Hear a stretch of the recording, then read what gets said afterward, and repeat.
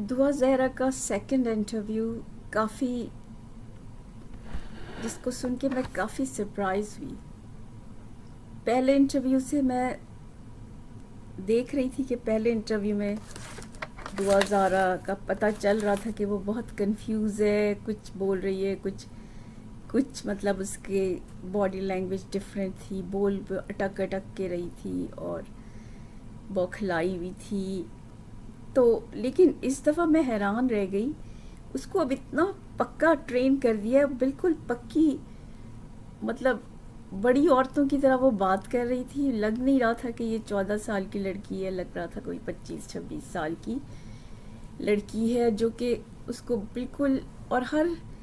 بات جو وہ پوچھ رہی تھی، ہر بات جو زنیرہ پوچھ رہی تھی، اس کو وہ اچھا خاصا اس کو مطلب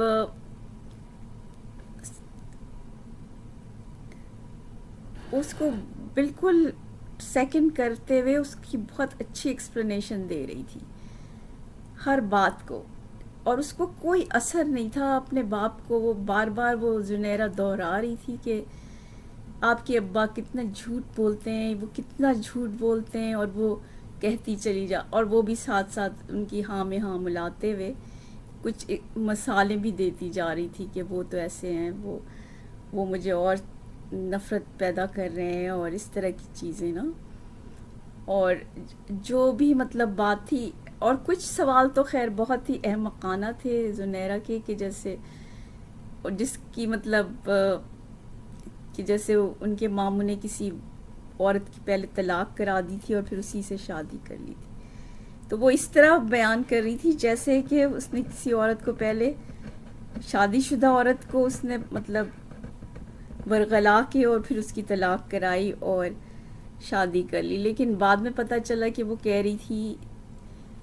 دعا کہ نہیں، وہ تو مطلب وکیل ہیں، تو وہ اپنی طلاق کے سلسلے میں ان سے ملی تھی، اور پھر جب وہ طلاق کروا دی تو ان کی آپس میں انڈرسٹینڈنگ ہو گئی اور انہوں نے شادی کر لی. تو یہ تو بڑی کامن سی بات ہے، ہوتا رہتا ہے یہ، کہ جب آپ کا وکیل، اگر آپ کا بہت اچھا وکیل ہو اور اس زمانے میں آپ کرائسس میں ہو، تو یہ لو سٹوریز اس طرح کی بہت سنی ہوئی ہیں. تو کوئی بھی ایسی غلط بات جو تھی، وہ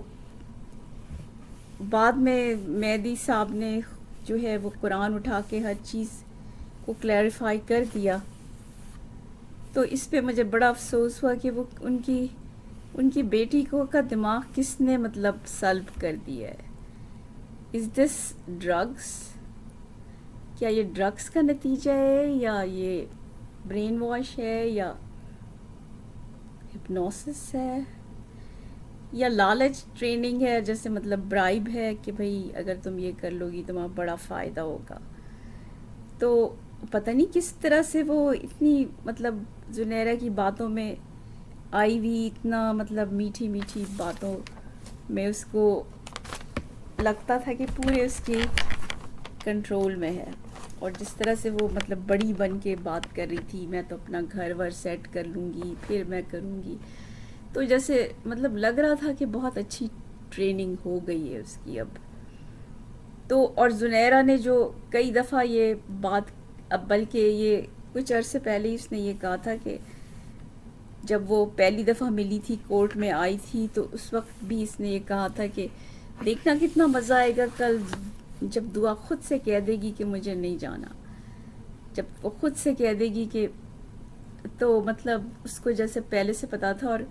مجھے یقین نہیں آ رہا تھا. میں نے سوچا تھا کہ یہ تو بالکل بے وقوفی کی بات کر رہی ہے، وہ کیسے کہہ دے گی کہ نہیں جانا. تو لیکن دوسرے دن پتہ چلا کہ یہی ہوا کہ وہ نہیں جا سکی اپنے ماں باپ سے ملنے، اور نہ اس نے منع کر دیا، جو مطلب بظاہر جو انہوں نے کہا تھا پولیس نے کہ وہ ملنا ہی نہیں چاہتی.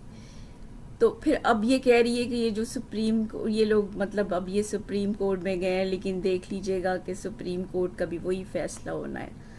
کوئی بہتری، کچھ مطلب کوئی تبدیلی نہیں آئے گی. تو یہ ساری باتیں جو ہے نا، مطلب ابھی تو لگ رہا ہے کہ ہاں کتنی بے وقوفی کی بات ہے، اس کو سپریم کورٹ کے بارے میں کیا پتہ چل گیا ہے. تو لیکن کیا پتہ کہ ایسے ہو جائے، اور اگر ایسے ہو گیا تو پھر تو مطلب لوگوں کا لوگ پھر کس کے پاس جائیں گے انصاف مانگنے کے لیے؟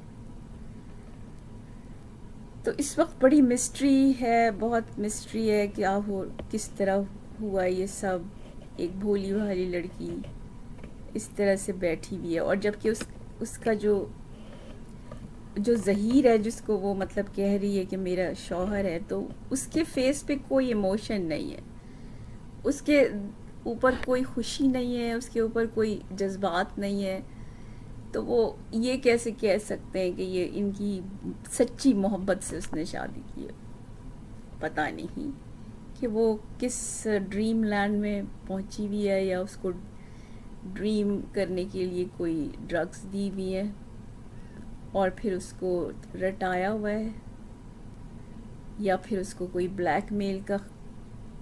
کیا ہوا ہے. تو اب انصاف اللہ کرے کہ اس کو سپریم کورٹ میں صحیح طرح کا فیصلہ کریں.